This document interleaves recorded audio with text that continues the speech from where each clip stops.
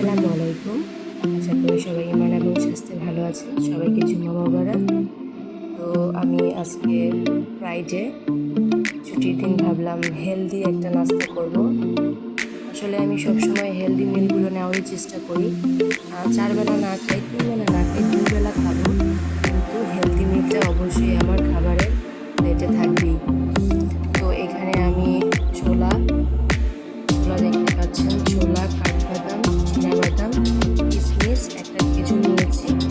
তো এগুলো আমি, আর এখানে আছে পামকিন সিড, এখানে আছে ব্ল্যাক কফি, আর এটা হচ্ছে বিটরুট আর গাজর দিয়ে আমি জুস বানিয়েছি, আর সাথে একটু লেবুর রস মিক্স করে নিয়েছি।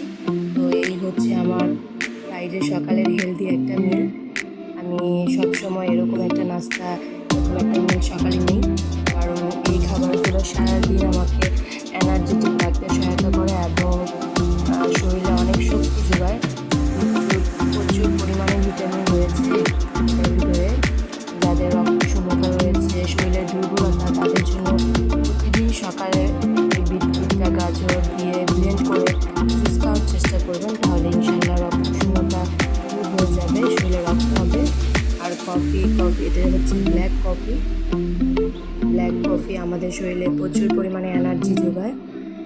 তাই আমি সব সময় সকালবেলা কিংবা দুপুরে 1 মগ কিংবা 1 কাপ ব্ল্যাক কফি খাওয়ার চেষ্টা খাই।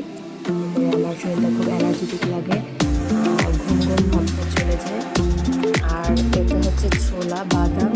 আমরা সবাই জানি কাঁচা ছোলার মধ্যে প্রচুর পরিমাণে ফাইবারস, ভিটামিন রয়েছে, প্রোটিন রয়েছে বাদামের মধ্যে, সিড, এইসব খাবারগুলো, খেজুর, এগুলোর মধ্যে প্রচুর পরিমাণে energy, protein, fibre, calcium, magnesium এগুলো রয়েছে, যা আমাদের শরীরের জন্য অনেক ভালো। আমাদের শরীরের দুর্বলতা, সব রকমের দুর্বলতা দূর হয়, আর আমাদের যে তারুণ্যতা ধরে রাখে।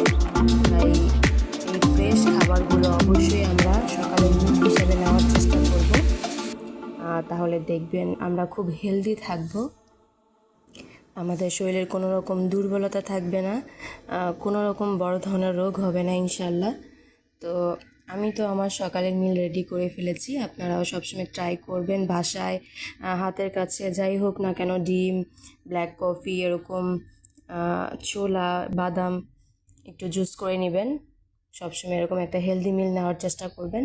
আসলে আমাদের প্রপারলি ঘুম, মানসিক প্রশান্তির জন্য একটু যোগা, তারপর আর এরকম হেলদি খাবার, এই জিনিসগুলোর মধ্যে আমরা সবসময় ফিট থাকতে পারি, নিজেকে রাখতে পারি এবং হেলদি থাকতে পারি। তাই নিজেকে ফিট রাখতে হলে আর শরীর স্বাস্থ্যকে ভালো রাখতে হলে অবশ্যই আমাদের স্বাস্থ্যকর খাবার খেতে হবে, প্রপারলি ঘুম দিতে হবে এবং শারীরিক পরিশ্রম করতে হবে, ওয়ার্কআউট করতে হবে, হাঁটতে হবে, রোদে যেতে হবে, প্রকৃতির মধ্যে যেতে হবে। তো এগুলোর মধ্যে আমরা নিজেকে সুস্থ রাখতে পারবো।